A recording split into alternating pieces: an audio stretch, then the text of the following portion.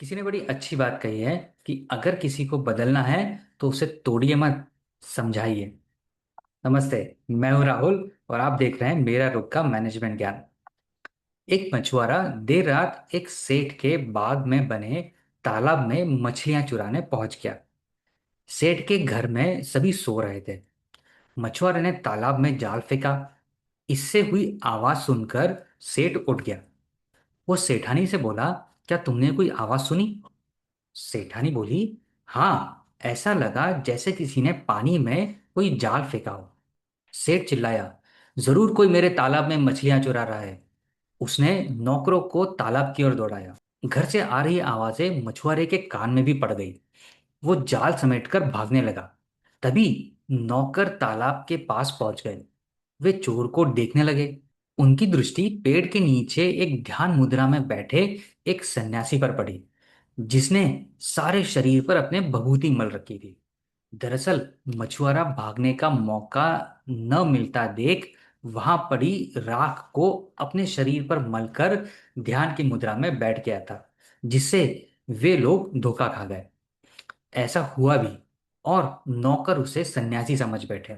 वे सेठ के पास पहुंचकर बोले, सेठ जी, वहां कोई चोर तो नहीं मिला, लेकिन एक सन्यासी जरूर ध्यान मग्न अवस्था में बैठा हुआ है। मछुआरे की मुद्रा देखकर सेठ भी धोखा खा गया। उसे पहुंचा हुआ साधु संत मानकर उसने एक नौकर को उसकी सेवा में लगा दिया। आंखें बंद किए हुए मछुआरा मन ही मन में खुश हो रहा था कि उसने कितनी चतुराई से सबको बेवकूफ बना दिया। अब समस्या ये थी कि वहां से भागे कैसे। सुबह वह नौकर उसके लिए पानी लेके आया, तो उसने सोचा कि यही अच्छा मौका है भागने का। इससे पहले कि वो भाग पाता, उसके सामने एक दंपत्ति अपने बच्चे के साथ आकर बोले, महाराज, सेठ जी ने आपके बारे में बताया। आपकी बड़ी कृपा होगी कि आप हमारे नगर में पधारें। कृपया ये फल स्वीकार करें और हमें आशीर्वाद दें। इसके बाद तो वहां भक्तों का जैसे तांता लग गया। भक्त उसका आशीर्वाद लेते और उपहार देकर चले जाते। इधर मछुआरा पहले तो इन सभी को मूर्ख समझता रहा, लेकिन धीरे धीरे उसके मन में उथल पुथल होने लगी। वो सोचने लगा कि मैं ढोंगी साधु हूं, फिर भी ये कितनी आस लगाकर मेरे पास आ रहे हैं। इनकी नजरों में मेरे प्रति कितना सम्मान है, मेरी कितनी सेवा कर रहे हैं। कितना अच्छा होता यदि मैं असली में सन्यासी होता, ढोंगी नहीं। मैं आज से ही चोरी छोड़कर ईश्वर की सेवा में ध्यान लगाऊंगा। ऐसा उसने तय किया। मित्रों, अगर इस कहानी के मैनेजमेंट ज्ञान पर नजर डालें तो हकदार न होने के बाद भी लोगों से मिले सम्मान, व्यवहार और उनकी आस्था भरी भावनाओं ने उस मछुआरे के मन में आत्मग्लानि भर दी। इसका नतीजा ये हुआ कि वो सब कुछ छोड़कर असली सन्यासी बन गया।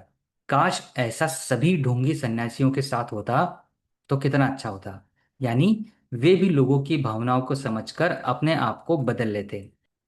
लेकिन जो सन्यासी बनते ही लोगों की भावनाओं का फायदा उठाकर उन्हें लूटने के लिए, तो वो कैसे बदलेंगे? जबकि मछुआरा तो सिर्फ पकड़ाए जाने के डर से साधु बना था। उसकी भावना लोगों को लूटने की नहीं थी, इसलिए भक्तों की आस्था देखकर वो बदल गया। वैसे अपने हक से ज्यादा मिलने पर व्यक्ति को आत्मग्लानि होती ही है।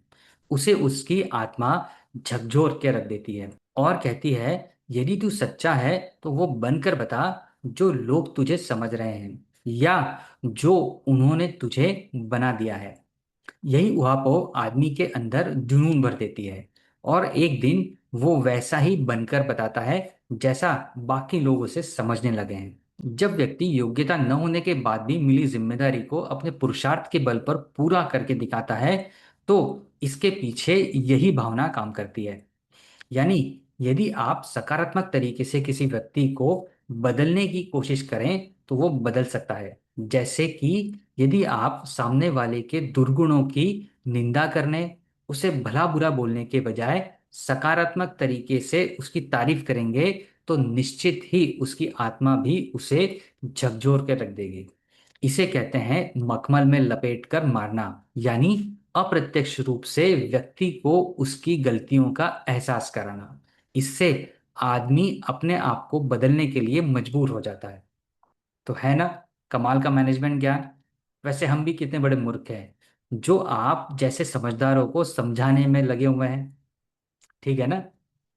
तो ये था आज का मैनेजमेंट ज्ञान। उम्मीद है आपको ये पसंद आया होगा। अगर पसंद आया हो तो आपके विचार हमें कमेंट के माध्यम से ज़रूर बताएं, और अगर चैनल सब्सक्राइब नहीं किया हो तो उसे भी सब्सक्राइब ज़रूर करें। मिलेंगे अगले बुधवार सुबह 8 बजे एक नई कहानी, एक नए मैनेजमेंट ज्ञान के साथ। तब तक अपना और अपने अपनों का ख्याल रखें।